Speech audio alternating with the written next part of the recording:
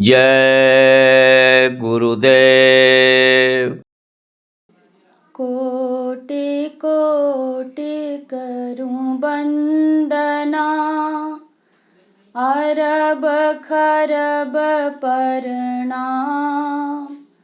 चरण कमल बिसरूं नहीं, जय गुरुदेव प्रणाम।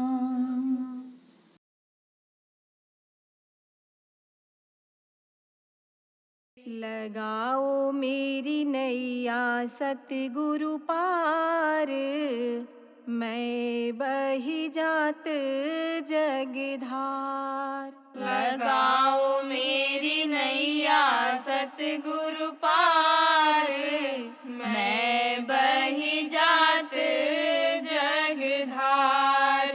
तुम बिन नहीं कोई कढ़ियार, लगा दो डूबी खेप किनार। तुम बिन नहीं कोई कड़ियार, लगा दो डूबी खेप किनार। सहेली मत तू मन में हार, सहेली मत तू मन में हार। दिखाऊं जग का वारे और पार, मैं बही जात जगधार। दिखाऊं जग का वार और पार, मैं बही जात जगधार। चढ़ाऊं सूरत उल्टी धार, चढ़ाऊं सूरत उल्टी धार। शब्द संग खेय उतारूं पार, मैं बही जात जगधार। शब्द संग खेल उतारूं पार, मैं बही जात जगधार। गुरु को धर ले ही ये मझार, गुरु को धर ले ही ये मझार। नाम धुन घट में सुन झनकार, मैं बही जात जगधार। नाम धुन घट में सुन झनकार, मैं बही जात जगधार। तरंगे उठती बारंबार, तरंगे उठती बारंबार। भंवर जहाँ पड़ते बहुत अपार, मैं बही जात जगधार। भंवर जहाँ पड़ते बहुत अपार, मैं बही जात जगधार। मेहर से पहुँची 10वें द्वार, मेहर से पहुँची 10वें द्वार। जय गुरुदेव दीन्हा पार उतार, मैं बही जात जगधार। जय गुरुदेव दीन्हा पार उतार, मैं बही जात जगधार। लगाओ मेरी नैया सतगुरु पार, जात जगधार। लगाओ मेरी नैया सतगुरु पार, मैं बही जात जगधार। जय गुरुदेव। जय गुरुदेव।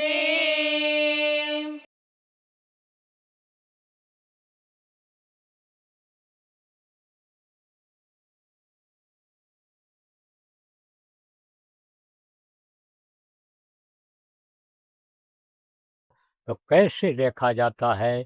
ये जब शब्द की कमाई की जाती है, जब सुमिरन किया जाता है, उनका ध्यान किया जाता है और भजन किया जाता है, तो 3 वस्तु है सार। ये 3 वस्तु सार है। और सत्संग, सेवा और भजन, ये समझ लो कि उसका एक तरह से जैसे नज़दीक किसी के लोग होते हैं, जैसे कोई साहब का पेशकार होता है बगल में बैठता है, राजा का मंत्री होता है बगल में बैठता है, यानी समझो कि वो है, समझ लो इसको वो उनके ही जैसा, यानी समझो बहुत चीज़ों का पावर उसको भी रहता है। जैसे आप ये समझो प्रेमियों, वो अटॉर्नी पावर जिसको दे देते हैं, यानी पावर ऑफ अटॉर्नी जिसको इंग्लिश में कहते हैं, तो उसको भी वही अधिकार हो जाता है। तो अब आप ये समझो प्रेमियों की 3 वस्तु तो वो बता दिया, अब 3 ये बताता हूँ। क्या? सुमिरन, ध्यान और भजन।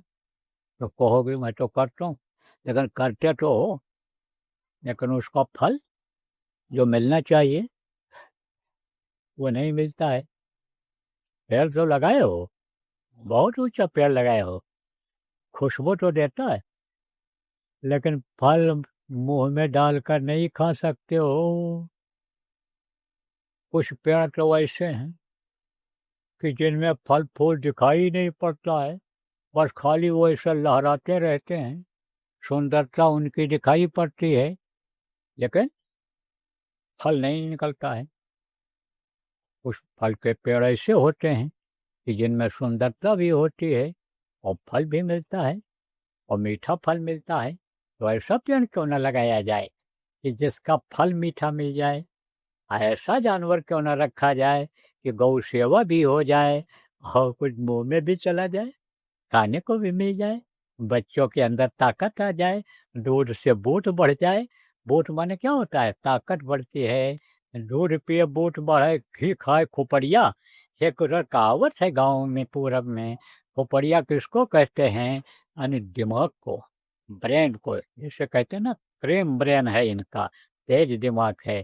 तो घी से दिमाग बढ़ता है, तेज होता है घी खाने से।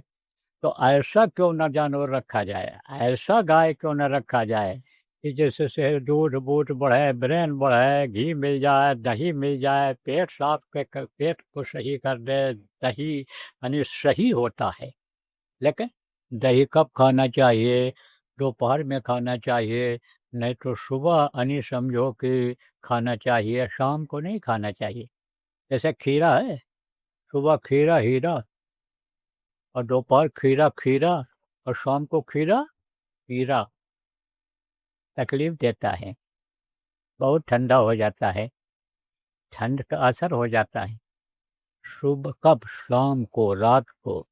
दोपहर में खीरे का गुड़ देता है और सुबह सुबह खा लो, अरे तो हीरा का काम करता है, एकदम पानी की कमी पूरा कर देता है। जो पेट में शाम का पड़ा रह गया भोजन, उसको हजम कर देता है, खत्म कर देता है, गला करके, घोला करके। इसी तरह सुबह मूली मूल है, मूल माने अमृत। सुबह मूली मूल है, दोपहर मूली मूली, मूली का गुड़ उसमें होता है। सुबह का खाए गैस खत्म है, सुबह का खाए भोजन पचा दे, दोपहर में खाए तो भोजन को पचावे, शाम को मूली सूली। सूली किसको कहते हैं? पासी को, तकलीफ को, कष्ट को, कष्ट देता है। तो ऐसे ही आप ये समझ लो प्रेमियों कि आपको इन बातों को समझना चाहिए, तो उसका फल मिलना चाहिए। किसका फल? सुमिरन का। सुमिरन का फल नहीं मिलता है। तो देखो, गाय का ही उदाहरण देकर बताता हूँ। एक आदमी ने कहा कि आपकी गाय इस समय क्या देती है? क्या देती है मतलब कितना दूध देती है? अरे बोली, दूध क्या देती है, वो तो क्या देती है, वो तो 1 गिलास दूध देती है। तो बोले, आप क्या देते हो उसको? आप क्या देते हो, यानी खाने को आप क्या देते हो? बोले, हम क्या देते हैं खाने को, हम उसको आने देते हैं और जाने देते हैं, घर से निकाल करके छोड़ देते हैं, इधर उधर घास पत्ता खा करके आ जाती है।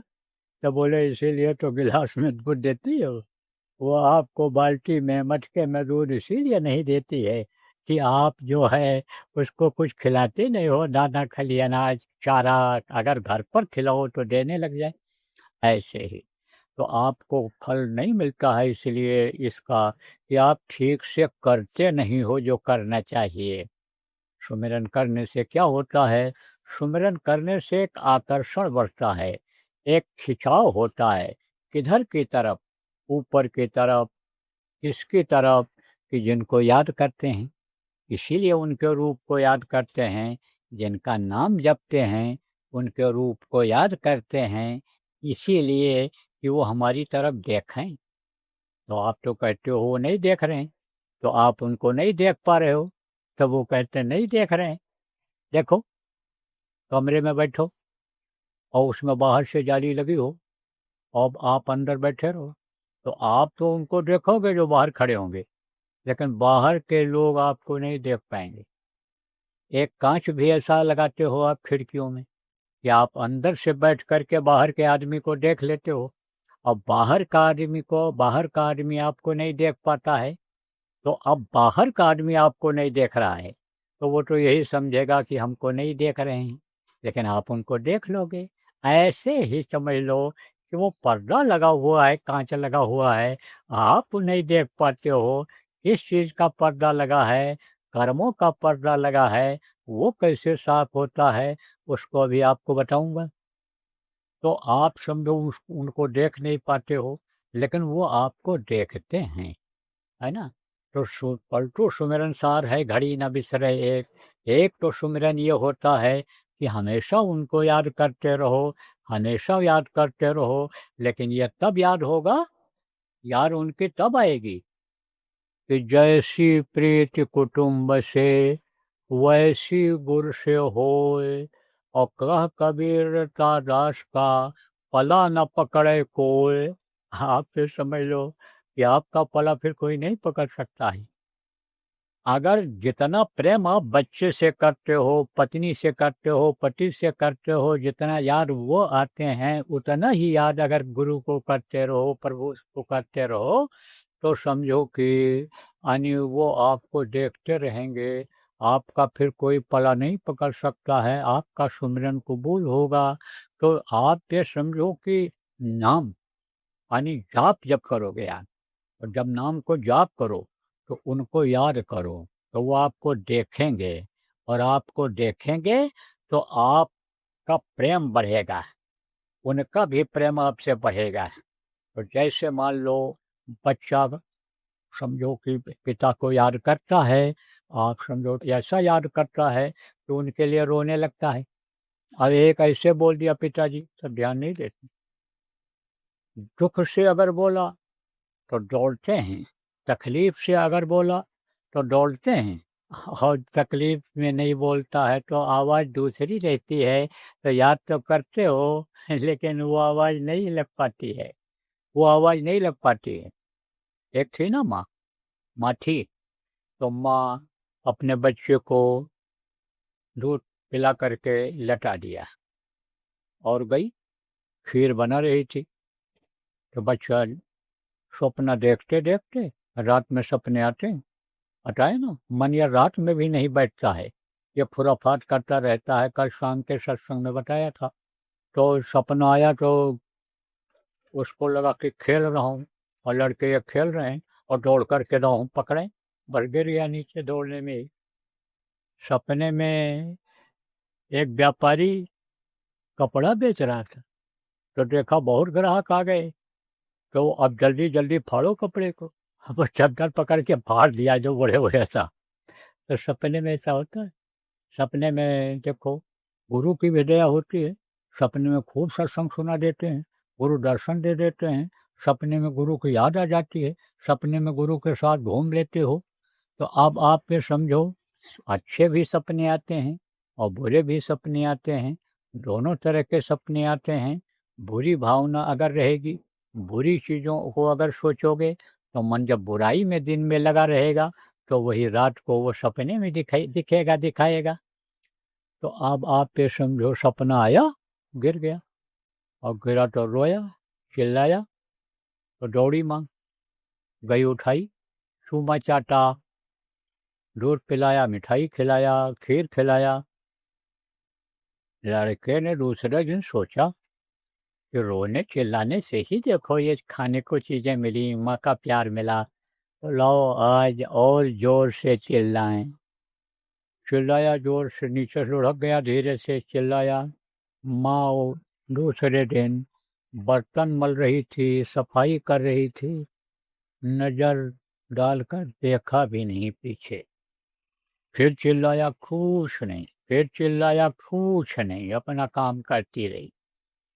फिर लड़का मजबूरन उठ करके गया और माँ के पीठ के ऊपर ऐसे यानी लग करके कान के पास बोला, कल तो तू मेरी एक ही आवाज में दौड़ करके आई थी, मुझको उठा लिया था, दूध पिलाया, मिठाई खिलाया, और आज मैं चिल्लाता रहा, आज तो क्यों नहीं आई? अम्मा धीरे से बोली, कल वाली आवाज आज नहीं थी, आज की आवाज बनावटी थी, कल की आवाज असली आवाज थी रोने की, तो हम लोग रो नहीं पाते हैं। हम बोलते तो करते तो हैं, लेकिन रो नहीं पाते हैं। तो कहा है ना कि हंसी हंस कंठ न पाया, और जिन पाया तिन रोए। कंठ माने कंठ किसको कहते हैं? कंठपति को कहते हैं, परमेश्वर को कहते हैं। तो परमेश्वर ऐसे नहीं मिलता है।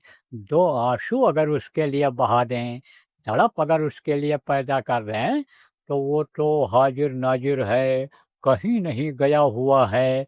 वो तो अपने घट में ही है, घट घट में विराजमान है।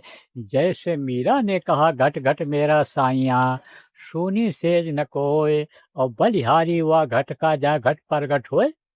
उन्होंने कहा सबके अंदर वो है, तो कहीं गया हुआ है तो वो भी मिल जाए। तो सुमिरन करने से क्या होता है? अगर उनको याद किया जाए, मिलने की इच्छा किया जाए, तड़प जगाया जाए, तो समझो कि यानी वो देखते हैं।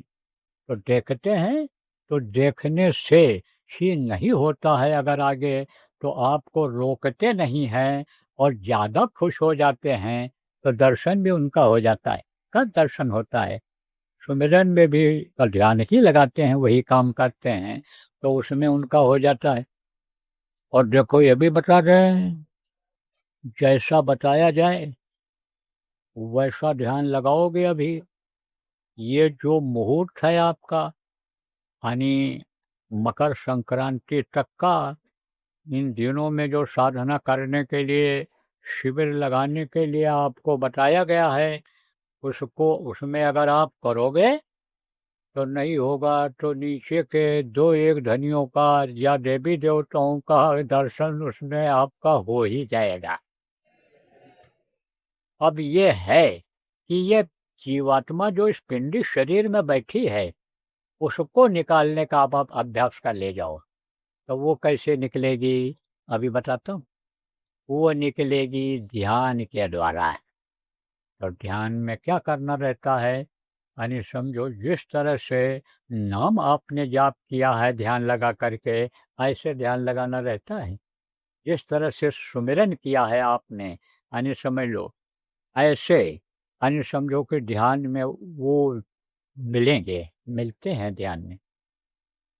सुमिरन करके ही कहा ना, सुमिर पवन सुत पावन नामू, और अपने बस कर राख्यो राम। और राजा दशरथ के पुत्र राम, उनके बगैर कोई काम नहीं कर पाए, और वो जैसा कहते थे वैसे वो करते थे। कहते ना कि भक्त के वश में भगवान होते हैं, तो भक्त के वश में हो गए थे वो। इसीलिए राम के याद में उनको कोई भूला नहीं पाया है। जहाँ जहाँ देखो रामादर बाल लगता है, वहाँ हनुमान जी गदा लिए खड़े रहते हैं या बैठे रहते हैं। जहाँ जहाँ राम का फोटो है, जहाँ जहाँ मंदिर है, वहाँ वहाँ हनुमान का है। उनको तो बस में कर ही रखा था। लेकिन वो राम जो सब जग से न्यारा है, एक राम दशरथ का बेटा, एक राम घट घट में लेटा, एक राम का सकल पसारा, और एक राम सब जग से न्यारा। तो उसको याद करते थे वो, इसको उनको बस में कर रखे थे वो। उनको उनकी शक्ति को लेते थे, ताकत को लेते थे, कि जिससे उनके अंदर ताकत आ गई और अनूठा काम कर दिया। यानी समझो अप्रत्याशित काम जिसको कहते हो, कि ये नहीं होने वाला था और हो गया।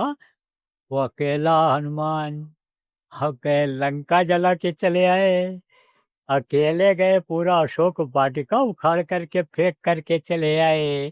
तो अब आप इस बात को समझो प्रेमियों, कि यानी अनूठा काम उन्होंने कर दिया सुमिरन करके। अब आप क्या नहीं कर सकते हो? कर सकते हो, लेकिन जब मन बना लोगे हम रोज करेंगे, गैप नहीं करेंगे, सुमिरन करके भजन ध्यान करेंगे, तब तो बात बनेगी। तो जैसे आपने सुमिरन में ध्यान लगाया, ऐसा ध्यान जब लगाओ तो एकदम से वृत्ति को आप ये समझो कि वहीं पर रखो, अपने सब कुछ भूल जाओ, शरीर को भी भूल जाओ। शरीर को अगर ऐसे बैठोगे तो आपको मालूम पड़ेगा कि हम बैठे हैं, तन कर बैठोगे तो मालूम पड़ेगा बैठे हैं। और ये एकदम ऐसे बैठ जाओगे ढीले ढाले, तो ये नसें भी ढीली रहेंगी, तनाव नहीं रहेगा, हड्डी में भी तनाव नहीं रहेगा। और एकदम से अगर भूल जाओगे शरीर को, तो भी कोई दिक्कत नहीं आएगी। तो एकदम से ढीले बैठना रहेगा, आँख को बहुत नहीं दबाना रहेगा, और दूर देखना रहेगा, एकदम से दूर देखना रहेगा। और दोनों आँखों से एक जगह पर सीधे देखना रहेगा। सीधे से थोड़ा सा ऊपर की तरफ देखना, थोड़ा सा ऊपर की तरफ दृष्टि को सीधे, जैसे ऐसे बैठो तो सीधे देखो, यह नहीं कि ऐसे सिर ऊपर करके सीधे देखो। जहाँ बैठो वहीं पर सीधे दोनों आँखों से देखो। जिस मुद्रा में, जिस कंडीशन में बैठो, उसी यानी हालत में यानी आप देखो, ऐसे दोनों आँखों थोड़ा सा ऊपर करके देखना, और पलकों को हिलने से रोकना। पलकें अगर हिलेंगी तो नहीं दिखेगा, पलकें जब हिलेंगी तो नहीं दिखता है। और आप ये समझो कि सोचो कि हम मेहनत करके लाएं। मेहनत की कमाई जो होती है, दिल को सही रखती है, दिमाग को सही रखती है, बुद्धि को सही रखती है, परमार्थ में मन को लगाती है। और मेहनत की कमाई जब नहीं आती है तो बुद्धि खराब करती है, गलत काम कराती है, गलत सोच कराती है। वो जो धन होता है बच्चों के दिल दिमाग को खराब करता है, उनकी आदत को खराब करता है। उस धन को बिजनेस व्यापार में भी अगर लगाओ दोगे तो वो सत्यानाश कराएगा, फायदा नहीं करा सकता है। लेकिन मेहनत और मजदूरी से अगर बच्चे को पढ़ाओगे लिखाओगे, कोई काम धंधा अगर सिखाओगे आप और काम कराओगे, तो मेहनत से वो करेगा और उसमें कामयाब हो जाएगा।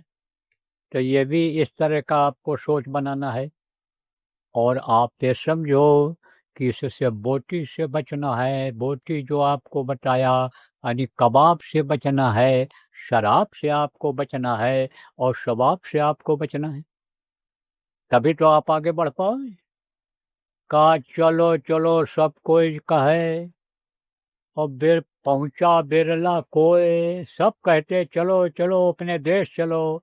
जो अपना देश नहीं जान पाए हो, सत्संग सुनते हो तो समझ गए हो कि यह ना देश तुम्हारा साधो, ये ना देश तुम्हारा। तुम तो अगम अलोक के वासी, यानी समझो कि सबसे न्यारा यानी वहाँ के हो। तो ये चीज़ समझ में अब आप क्या आ गया होगा।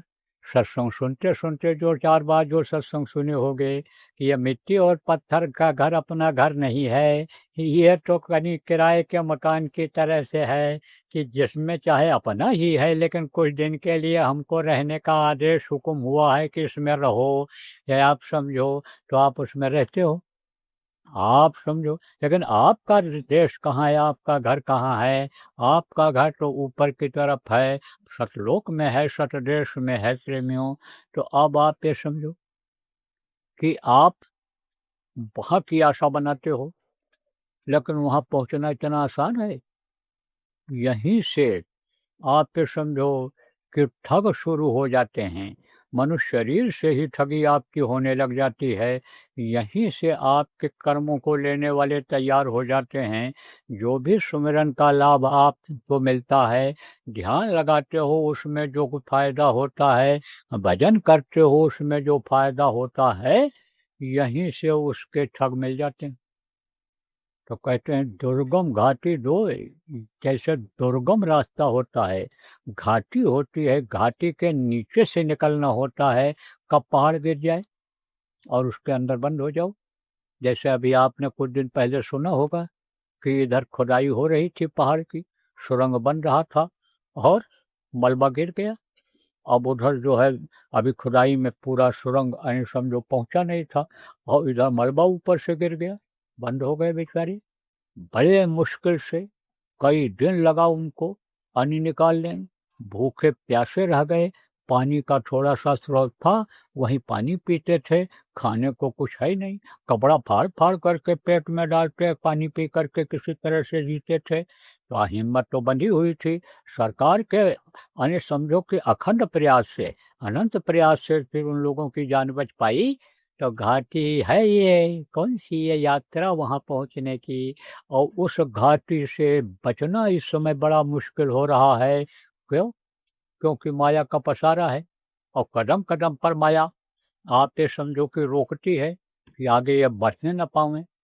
मेहनत की कमाई जो आपको मिले वही आपका है, और जो ऐसे वैसे ले आओगे, मार करके ले आओगे, कूट करके ले आओगे, दिल दुखा करके ले आओगे, वो तकलीफ देकर चला जाएगा, क्योंकि वो आपका नहीं होगा।